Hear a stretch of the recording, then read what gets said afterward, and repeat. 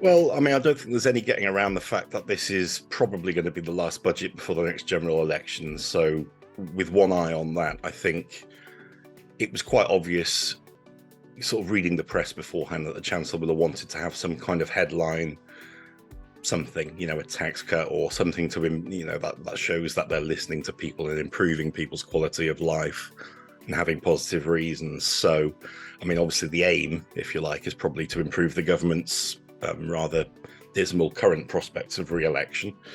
And I guess that's probably that. The headline cut in NI would have been aimed at that, and possibly to a lesser degree, the scrapping of the non-domicile status, partly to pay for that. I think the problem is, by cutting NI rather than income taxes, obviously left quite a lot of pensioners behind. Because you don't pay NI on your pension, so it's going to make no difference. It's also quite easy, and I'm sure everyone's seen in the press that you can just point to the ongoing freezing of allowance and rate band thresholds, because you've got to weigh that against the NI cut. I've done some rough examples here, where currently the personal allowance has been at its current level, 12,570 since April 2021. If that had increased with the CPI measure of inflation, that would be just under £15,000 now. So if you take a basic rate taxpayer who's got a salary of 21,000 a year, which is roughly about what you'd expect starting straight out of university, or it's above minimum wage ish, I think. There'll be £466 worse off because of the fiscal drag attached to the personal allowance.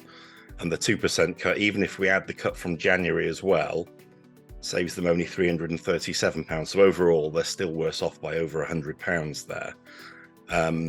It's a little bit better for people with slightly higher earnings. So if we increase the salary now to 35,000, so maybe they've passed their training program or been qualified and got a bit of a pay rise, that £466 worth of fiscal drag is still there, but they'll actually save nearly 900 from the NI cuts.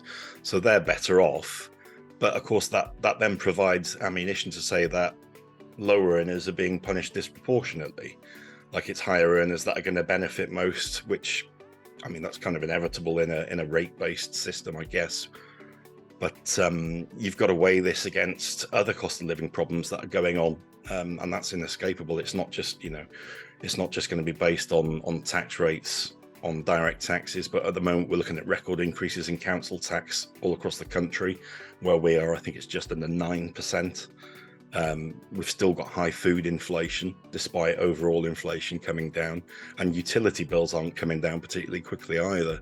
So, taken in the round, has the Chancellor achieved improved the government's position? Well, there was a poll taken the week after the budget by Opinionum for the Observer, which suggests that Labour's increased their lead by 2 points in just that week following, so possibly not.